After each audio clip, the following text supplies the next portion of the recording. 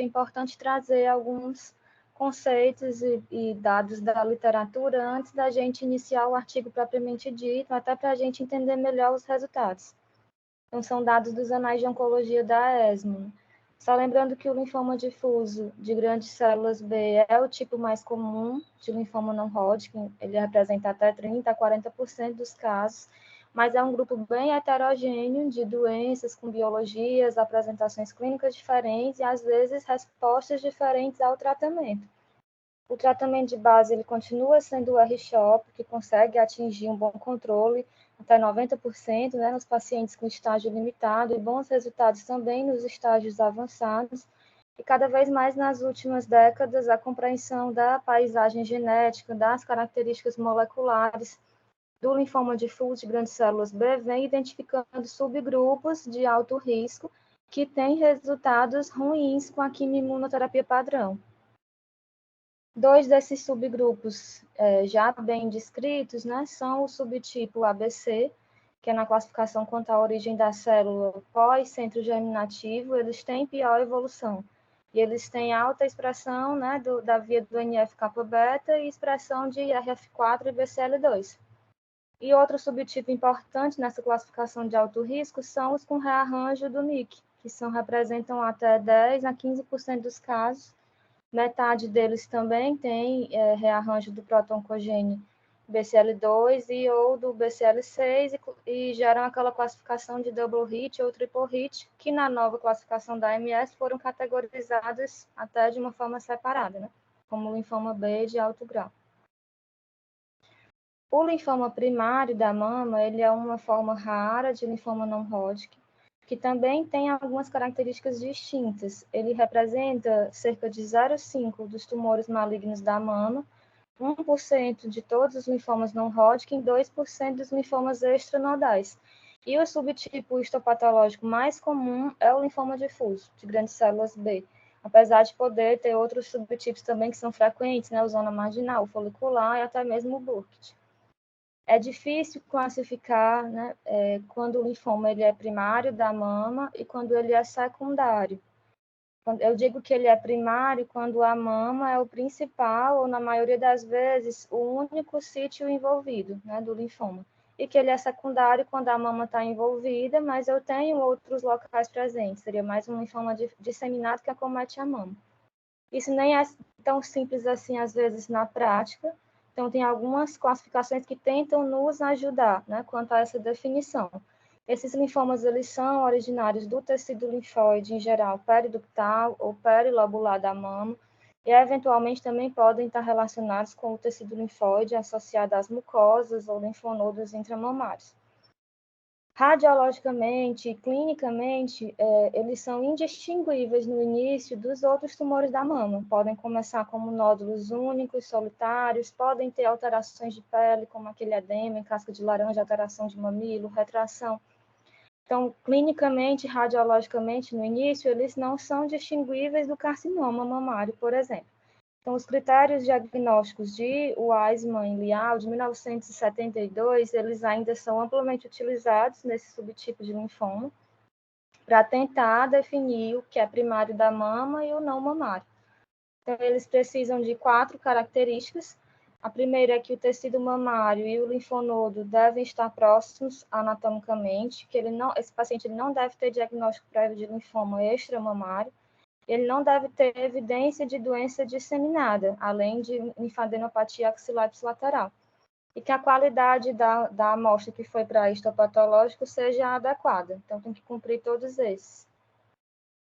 Poucos estudos, eles examinaram, avaliaram a subclassificação quanto à origem da célula, né? Se centro germinativo ou pós-centro germinativo no linfoma primário da mama. Mas o que é que chama a atenção nesses dados? É que, em contraste com o linfoma difuso nodal, aqui no primário da mama tem uma predominância marcante dos subtipos de não centro germinativo. A maioria dos estudos, eu listei alguns aí que ele cita, eram de tipo não centro germinativo, células B ativadas. Mas o prognóstico, né, a significância prognóstica disso, ela ainda é meio obscura, são o que os estudos tentam avaliar, se tem implicância prognóstica. Aqui a gente listou alguns, 2 últimos, inclusive, avaliaram a relação entre ser não centrogenativa e primário da mama com sobrevida livre de progressão ou sobrevida global. Alguns mostravam uma menor sobrevida livre de progressão, mas sobrevida global semelhante, e essa última coorte mostrou taxas semelhantes, na verdade, de sobrevida global e sobrevida livre de progressão com os subtipos de centrogeminativo. Ele tem algumas características específicas. A primeira delas é a relação com os hormônios sexuais. Isso a gente já pode perceber no fato de que a maioria dos pacientes é do sexo feminino, apesar de ter descrição em pacientes em sexo masculino. E isso já sugere a importância dos hormônios sexuais na patogênese, né, do linfoma. Também se sabe que os receptores de estrogênio eles são expressos seletivamente no linfócito B, tem expressão diferencial de HER-alfa e HER-beta. A expressão de HER-beta ela também está descrita em algumas linhagens de linfoma de Hodgkin e Burkitt e de linfócitos dentro do tecido nos carcinomas de mama. Inclusive, tem relato na literatura de associação de linfoma e gravidez, o que pode sugerir também o papel, né, dos hormônios sexuais nessa proliferação. Ele também tem baixa prevalência de sintomas sistêmicos. Isso, em parte, também se relaciona ao fato de que a grande maioria dos pacientes eles têm só uma massa palpável e de que os próprios critérios diagnósticos propostos, eles excluem pacientes, por definição, que têm envolvimento sistêmico. Então, eu já pré-seleciono pacientes que têm doença localizada e menos chances de ter sintoma B. Quanto a estadiamento e prognóstico, o mais utilizado é o One-Able, mas eu vou classificar ele em estágio 1E e estágio 2E. 1 é quando eu não tenho linfonodo axilar acometido e 2 é quando eu tenho linfonodos axilares comprometidos. Então, por definição, são estágios iniciais. Apesar disso, essa diferenciação entre estágio 1E e 2E, ela é importante porque tem relato de diferença em relação a prognóstico. Sobrevida global em 5 anos para o estágio 1E é descrito em 78% a 83%. Quando a gente olha para o estágio 2E, é entre 20% e 57% de sobrevida global em 5 anos. A maior série que relatou o difuso primário da mama, ele classificou o acometimento bilateral como estágio 4, que outra característica desses tumores é o acometimento preferencial da mama direita, mas até 11%, segundo os dados, tem acometimento bilateral e aí já seria um estágio avançado. É importante destacar também a importância do tamanho do tumor, né, para o prognóstico. O tamanho do tumor maior ou igual a 4 a 5 centímetros, ele prediz pior desfecho. E provavelmente isso tem até relação com a classificação TNM da mama, né, que já define quando o tamanho do tumor é maior do que 5 centímetros, ele já é o T3. Em relação a fatores de pior prognóstico também descritos no primário da mama, né? Além do estadiamento maior do que 1, performance de status ruim, LDH elevado e o tamanho do tumor, como a gente viu agora. Como é um linfoma raro, faltam muitos dados confiáveis sobre o tratamento e o manejo adequado dessa entidade e sempre se levantam algumas questões, né, em relação a esse manejo. Primeiro, qual seria a modalidade terapêutica? Eu faço quimioterapia isolada ou eu devo utilizar uma modalidade combinada de quimio, rádio e cirurgia? A adição do rituximab, ele afeta o resultado no primário da mama, como a gente já viu a importância no difuso nodal? E a profilaxia do sistema nervoso central, ela deve ser realizada rotineiramente? Então, os anais de oncologia da ESMO sugerem algumas respostas para essas perguntas. A primeira delas é que a gente deve utilizar uma modalidade combinada de tratamento. A maioria dos estudos fala favorável a favor do R-CHOP, administrar quimioterapia sistêmica, mesmo para doença aparentemente localizada, que é a maioria dos pacientes com primário da mama.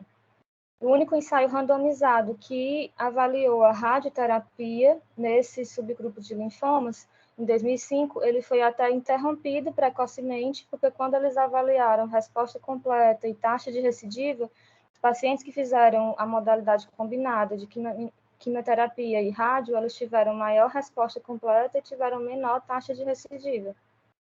Então, isso mostra o impacto positivo da radioterapia no desfecho do linfoma difuso primário da mama, e principalmente em pacientes que não têm comprometimento do linfonodo axilar.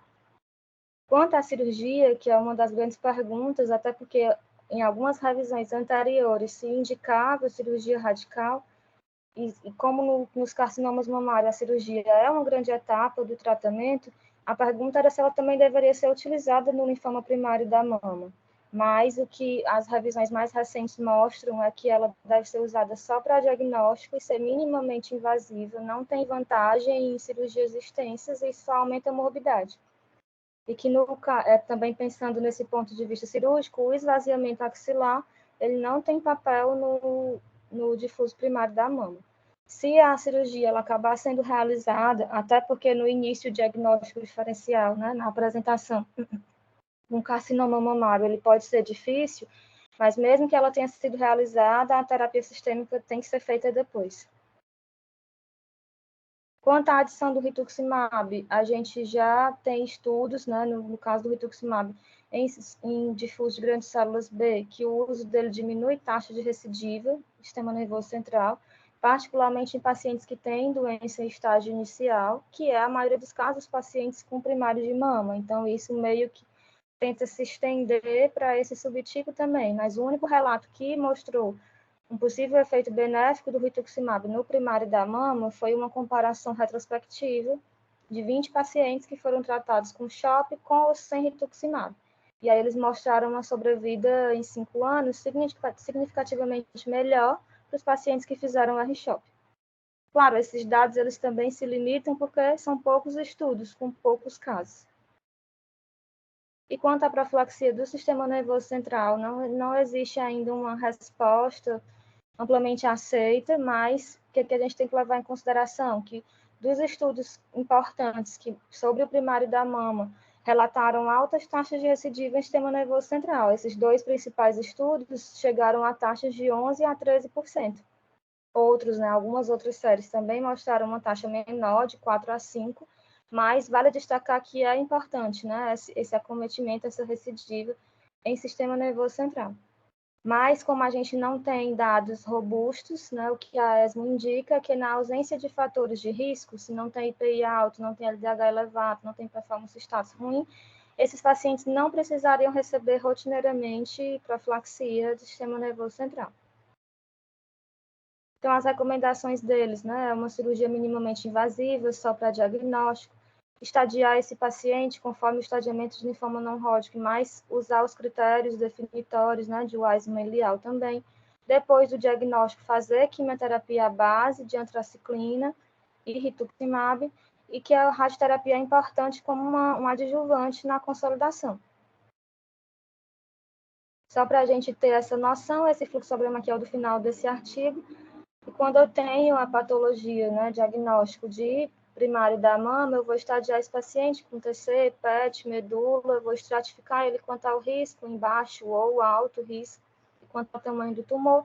Se ele for baixo risco, a gente vai fazer 4 a 6 ciclos de R-CHOP ou similares e consolidar com radioterapia. Se ele tiver fatores de alto risco, mas ainda for estágio 2E, também 6 a 8 ciclos de R-CHOP, mas eu devo considerar a profilaxia do sistema nervoso central.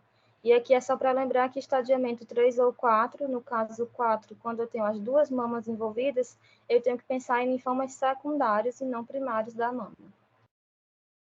Entrando no nosso artigo propriamente dito, que foi publicado bem recente, em 2023, a grande questão do artigo é tentar responder a pergunta se o sítio primário ser a mama, se isso influencia no prognóstico, na resposta aos tratamentos, né, com o R-CHOP, com outros regimes, porque a gente sabe, por exemplo, que quando o local primário é sistema nervoso central, do difuso, eu tenho resultados piores do que os outros tipos. Em contraste, por exemplo, quando o local primário é mediastino, que eu tenho resultados melhores, excelentes. Então, eles tentaram responder essa pergunta, né? O objetivo do artigo, então, foi comparar os resultados de pacientes com linfoma difuso primário da mama e pacientes com linfoma difuso não mamário e analisar os perfis genéticos de algumas coortes desse estudo usando o sequenciamento de próxima geração. Eles fizeram a revisão de 19 prontuários de pacientes com primário da mama, diagnosticados entre janeiro de 2005 e dezembro de 2021, e utilizaram aqueles critérios que a gente viu, de Weissman e Liao, e fizeram a correspondência em 1:4 com pacientes com linfoma difuso não mamário no grupo controle. Então, foram 19 primário da mama e 76 pacientes não mamários, difuso não mamário. Eles analisaram a taxa de resposta global, a sobrevida livre de progressão e a sobrevida global. O tempo médio de acompanhamento foi de 4,8 anos. Eles parearam as idades em intervalos de 10 anos. E quando, por exemplo, o número de pacientes para o grupo controle foi insuficiente, daquela proporção de 1:4, eles primeiro combinaram o estágio de ANA-ABA e classificaram os pacientes pareados, né, na faixa etária próxima, como caso controle. Eles também excluíram os pacientes que tinham linfoma difuso primário do sistema nervoso central e aqueles que não completaram o tratamento, né, no grupo controle. Quanto às definições e medições dos resultados, os critérios de avaliação de resposta foram os critérios de 2017. Eles revisaram de todos os pacientes as pontuações do score de RPI e as pontuações de IPI do sistema nervoso central. Utilizaram o algoritmo de Hans, né, para determinar a origem das células, se centro germinativo ou não centro germinativo, e classificaram como duplo expressor quando eles tinham expressão de MYC maior ou igual a 40% e BCL2 maior ou igual a 50%. A sobrevida livre de progressão, ela foi calculada a partir da data do diagnóstico até progressão, mortalidade ou último acompanhamento, e a sobrevida global foi a partir da data do diagnóstico e censurada pelo óbito. A análise do perfil genético, eles conseguiram fazer só em 2 amostras do primário da mama, das 19, e em 5 amostras do difuso não mamário. Quanto à análise estatística, foram utilizados testes de Fischer, né, e quadrado para comparar as variáveis entre os grupos. E para analisar sobrevida global e sobrevida livre de progressão, eles usaram o método de Kaplan-Meier e a regressão de Cox para analisar os fatores prognósticos que poderiam influenciar, né, nas sobrevidas. O que eles trouxeram de resultados importantes? Quanto às características dos pacientes, a idade mediana entre o difuso primário da mama e o difuso não mamário foram, respectivamente, de 52 e 54 anos. Então, foram semelhantes.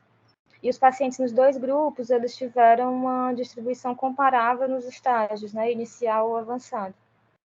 Eu trouxe até aqui a tabela para destacar também outras características, como, por exemplo, também foi comparável a performance status pelo ECOG, né, a maioria dos pacientes. No caso do primário da mama, 100% tinham ECOG menor do que 2, né, contra 92% do não primário da mama. Quando a gente olha para o DH, também, o LDH também tinham níveis normais, né, dentro da faixa. A maioria dos pacientes, né, 78% do primário da mama, 61% do não mamário. E quanto a sintomas B, a maioria não tinha, né, sintomas B, que é o mais comum no primário da mama, eram 84% no primário da mama contra 77% no não mamário. Além disso, quando a gente olhou para o score de RPI, também foram comparáveis as taxas de score muito bom, né? 62, 63% no primário da mama e 50% no não mamário. E quando a gente olhou para a origem da célula, as características também estavam comparáveis. Eram 42% do primário da mama que não eram de centro germinativo e 35% do não mamário que não era de centro germinativo. Em relação ao tratamento, né? A maior parte dos pacientes dos 2 grupos, eles receberam CHOP ou semelhantes. 94% dos pacientes do primário da mama e 93% dos pacientes difuso não mamário. Nos pacientes primários da mama, 36%, que foram 6, fizeram radioterapia e 3, que representaram 15%, receberam intervenção cirúrgica, contra dados também comparáveis do difuso não mamário. 22% receberam radioterapia e 18% receberam cirurgia. É só para destacar que, no caso dessas intervenções cirúrgicas, eram feitas para aliviar sintoma ou facilitar diagnóstico, e não para alcançar resultado curativo, mas mesmo assim as taxas foram comparáveis, né, nos dois grupos. Quanto à resposta ao tratamento, a gente vai ver alguns resultados, mas não foi substancialmente diferente entre os dois subgrupos, e o padrão de recaída também foi semelhante. As taxas de recidiva e progressão no primário da mama foi de 21%, enquanto que no difuso não mamário foi de 14% aproximadamente. Quando foram se avaliar os locais de recidiva, todas as recidivas no primário da mama ocorreram em locais não mamários, então não foi na mama, foram em outros locais. E o que também correspondeu ao grupo do difuso, que foi a maioria, o do não mamário. A maioria ocorreram em locais não primários. Só para a gente ver aqui mais ou menos como foi o tratamento nos dois grupos, que foi realmente semelhante, a maior parte dos pacientes recebeu pelo menos 6 ciclos de R-CHOP ou CHOP-like, e no caso do primário da mama, todos receberam, e do não primário da mama, todos receberam rituximab. Quando se avaliou a resposta, 100% do primário da mama teve resposta completa, contra uma taxa de 93% dos difusos não mamários. Aqui é para dar o destaque nas recaídas, que eles encontraram uma taxa de recaída em sistema nervoso central no primário da mama de 10,5%, que está inclusive semelhante aos dois principais estudos da literatura que também falavam nessa recaída um pouco mais, uma taxa um pouco mais alta de recaída em sistema nervoso central. Em relação à comparação de sobrevivência, né? Quando a gente olhou para a sobrevida livre de progressão em 5 anos, o difuso primário da mama ele teve 72% de sobrevida e o não mamário 86% de sobrevida livre de progressão em 5 anos. Quando a gente olhou para a sobrevida global em 5 anos, o primário da mama teve 86% e o não mamário 87%. Então foram comparáveis também. Em relação aos fatores prognósticos, eles avaliaram como variáveis independentes a idade, o ECOG, o estágio de ANABO, o LDH, né, o score do RPI, se era primário da mama ou não mamário, os ciclos de quimioterapia e as modalidades de tratamento. Em relação a fatores que estariam associados à sobrevida livre de progressão menor, esses fatores identificados nas análises univariadas foram a idade, maior ou igual a 60 anos, o ECOG maior ou igual a 2, o score de RPI com pontuações mais altas. E quando a gente olhou para a sobrevida global menor, também foi a idade maior ou igual a 60, o ECOG maior ou igual a 2, mas também tinha o LDH acima do normal e o RPI inferior. Só que quando foram fazer as análises multivariadas, só permaneceu significativo a idade maior ou igual a 60 anos para as duas sobrevidas, tanto a livre de progressão quanto a sobrevida global. Aqui é o gráfico das sobrevidas, para a gente ter essa noção. À esquerda, a sobrevida livre de progressão, à direita, a sobrevida global. A linha azul é o não mamário e a linha vermelha é o primário da mama. A gente pode olhar nos dois gráficos que a sobrevida livre de progressão, apesar de ser boa nos dois, realmente ela foi um pouco menor no primário da mama, que está consistente com alguns relatos lá da literatura. Mas quando a gente olha para a sobrevida global, as duas curvas se sobrepõem.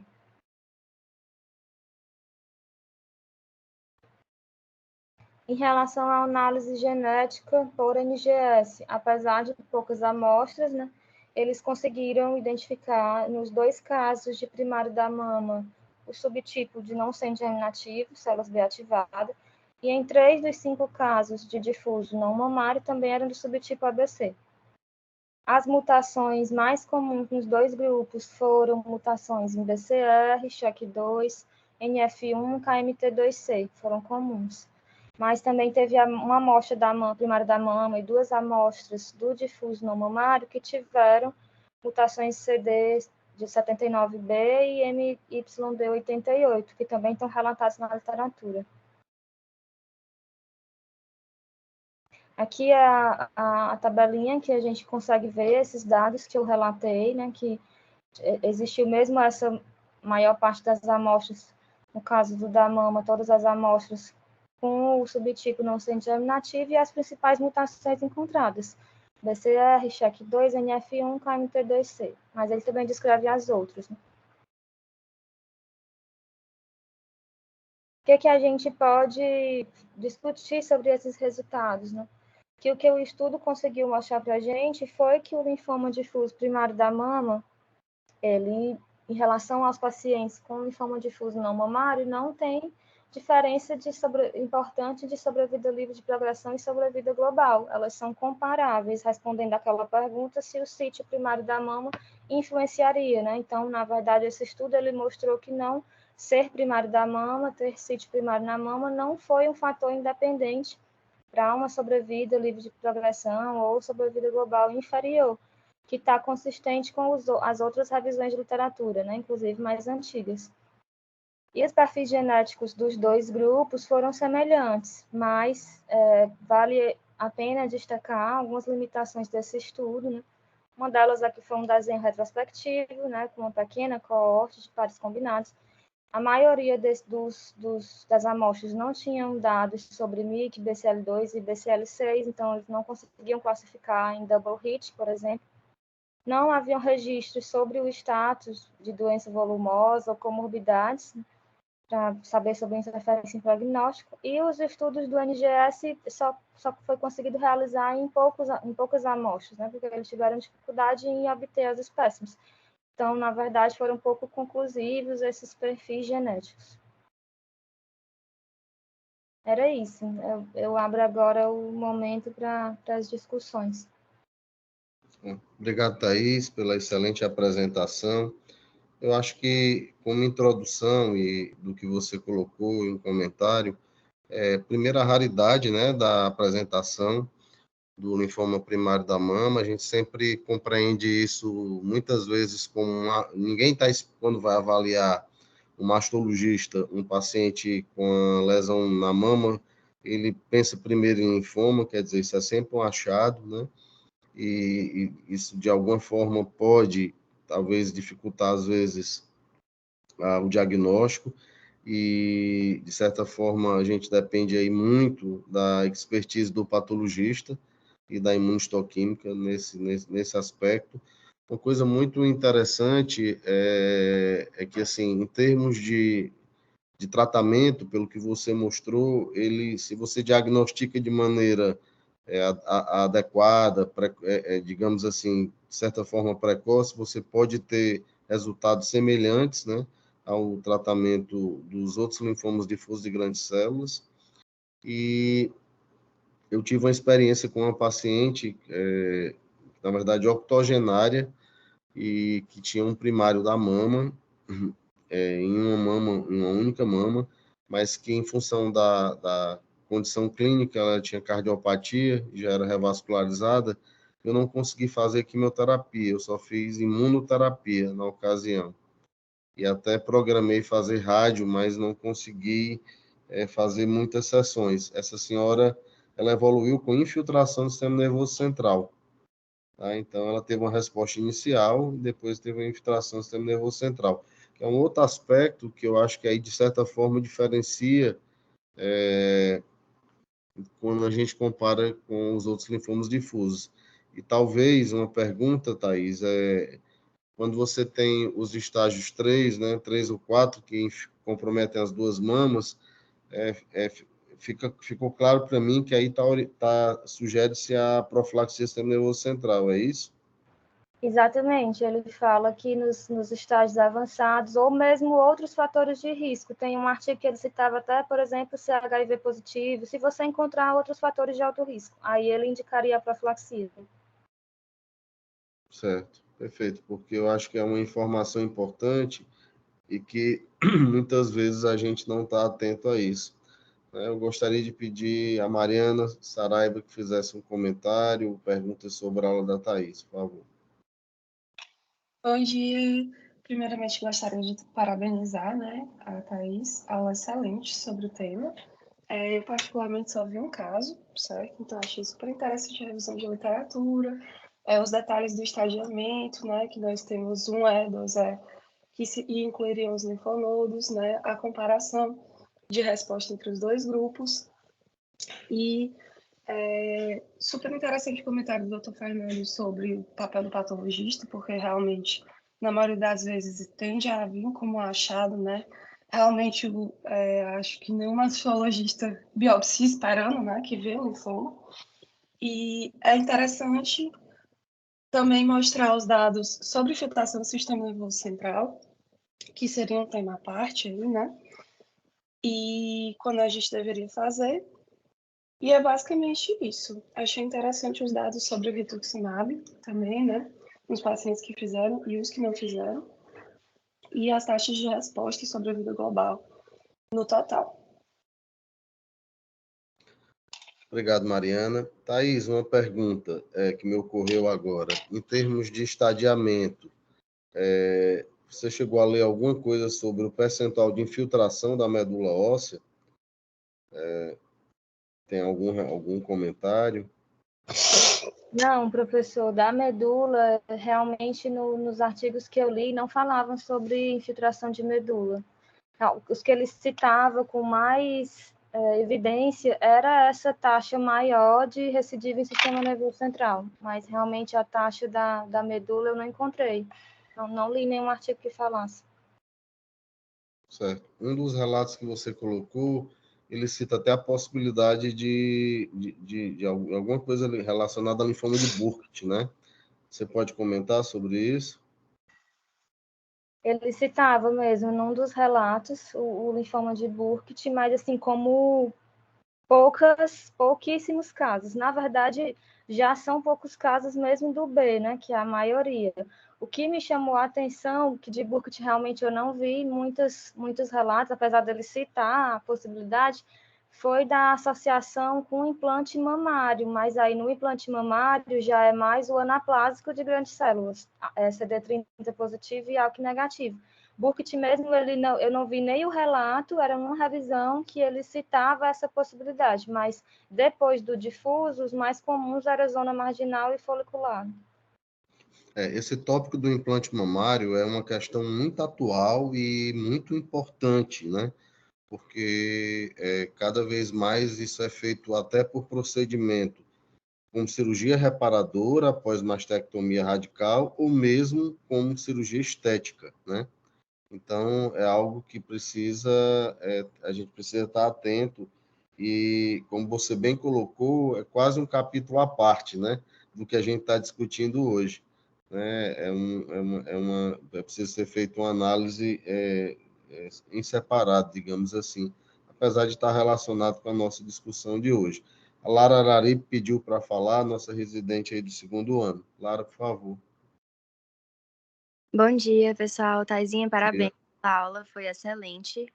Eu queria só tirar uma dúvida que eu fiquei em relação ao estadiamento, que eu vi que ele divide, né, nesse 1E, 2E. Então, o paciente tendo sintomas B, ele já meio que excluiria a possibilidade de ser esse diagnóstico, é isso? Eu fiquei na dúvida se era isso, assim, se os sintomas B, ele já voltaria mais a ideia para pensar num linfoma não primário de mama, ou se o paciente pode ter sintomas B na apresentação. Fiquei com essa dúvida, era só para saber. Você quer falar, Thaís? Pronto, na verdade, os critérios de Weissman e Liao, que é o que ele manda, orienta, né, que a gente usar, que é o que é aceito, não fala no que os sintomas B excluem os pacientes, né, com o diagnóstico primário da mama. Na verdade, é mais quanto ao número de sítios, né, não ter extramamário antes, não ter evidência de linfadenopatia generalizada, mas como, por definição, eu pego pacientes em estágio inicial, eles têm menos sintomas B, mas nesses critérios a gente não exclui, a gente só vê que a prevalência é menor. Exatamente, é anatômico, a questão é mais anatômica, e aí você continua classificando entre A e B, caso tenha sintomas.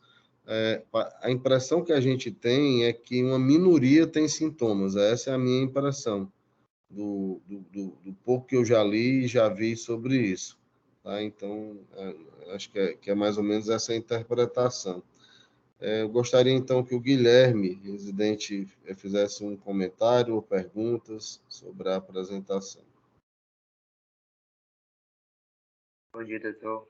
Bom Bom dia, dia. pessoal. Primeiramente, parabenizar a aula da Thaís. Excelente aula, gostei muito da revisãozinha antes de revisar sobre o artigo.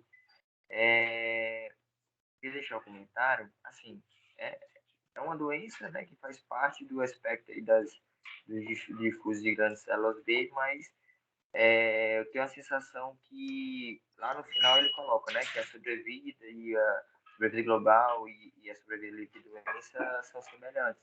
Mas, assim, são poucos estudos, são poucos casos avaliados. A impressão que fica é que nem sempre é que não vai ser um comportamento assim tão semelhante, né? Porque tem um maior risco aí de recidiva em sistema nervoso central. Claro que sempre a gente vai colocar, a gente vai aplicar o CNS-IPI, né, para determinar esse risco de recair no sistema nervoso central, né, paciente com mais doença, paciente com HIV positivo e tudo mais.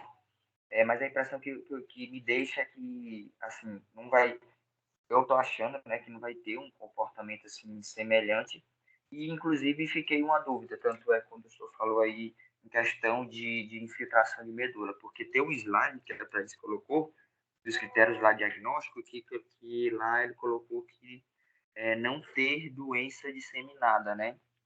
Talvez quando tenha doença disseminada, talvez seja um difuso não primário. O questionamento se durante o processo investigativo, durante o diagnóstico, eu achar que for difuso de grandes células B, mas primário de mama, e quando eu vou fazer o processo investigativo e vou na paciente tem citopenias e tudo mais, e aí eu vou para a medula, faz a biópsia da medula e está lá positivo. Será se isso, o fato de ter a medula infiltrada, será se não fica o questionamento de não ser um primário da mama? E lá no critério diagnóstico, acho que foi o oitavo slide da Thaís, ele coloca lá que um dos critérios é não ter doença disseminada. Aí eu fiquei com essa dúvida. Perfeito. Boa colocação, Guilherme. Eu acho que a gente tem que analisar esses trabalhos aí que a Thaís mostrou, digamos, as orientações, porque eles estão considerando que esse diagnóstico é feito precocemente, né? Então, como em toda doença linfoproliferativa, não só para a mama, mas se essa doença é uma doença avançada, o prognóstico ele é diferente, independente de ser da mama ou não. Então, acho que isso é algo bem claro, né? Com relação especificamente à infiltração medular, eu acho que muda um pouco o prognóstico e muda a interpretação, tá?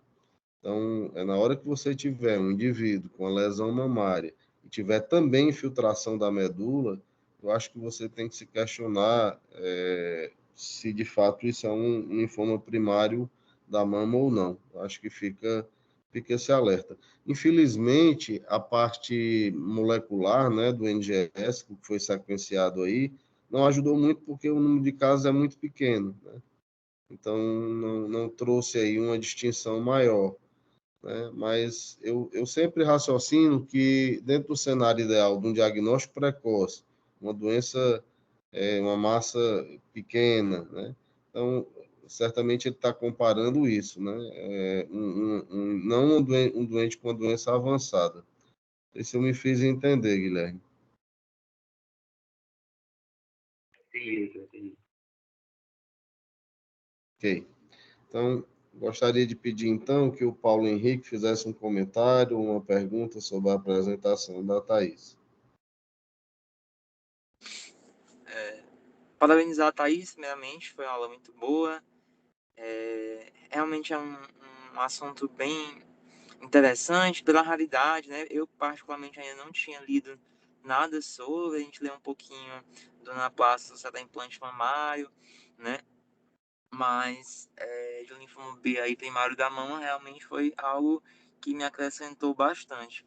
Acho que para a gente fica mais lembrar, né? Lembrar desse diagnóstico que, apesar de raro, existe, e principalmente saber que lembrar da profilaxia do sistema nervoso central nesse tipo de neoplasia que às vezes nem sempre é intuitivo, né? E a gente viu que, apesar de pouca, mas houve recaída em sistema nervoso central, né? E aí definir a melhor estratégia, né? Não sei se foi citado qual seria a melhor estratégia, se seria metexato endovenoso, MADIT, enfim. Mas eu acho que a gente tem que pensar sobre, e é importante essas discussões para a gente conhecer esses linfomas mais raros. Perfeito, Paulo. A profilaxia é com MADIT, tá? Então, a proposta seria MADIT. Então, só para deixar claro. E eu gostaria, então, que a Ana Vitória fizesse um comentário, uma pergunta. Thaís, você quer falar antes da Ana Vitória? Professora, Pode só falar. para complementar o que o Paulo falou, que realmente teve uma das revisões que eu li, que não sei se também foi a pergunta dele, além da profilaxia, mas a recaída em sistema nervoso central, aí as opções eram mesmo o methotrexate em altas doses, né, na recaída. Aí, na verdade, você está falando em doença já, né? Ele está falando em profilaxia. Então, Exatamente. são duas coisas distintas. Geralmente, metrexate a gente usa mesmo nas recaídas, né?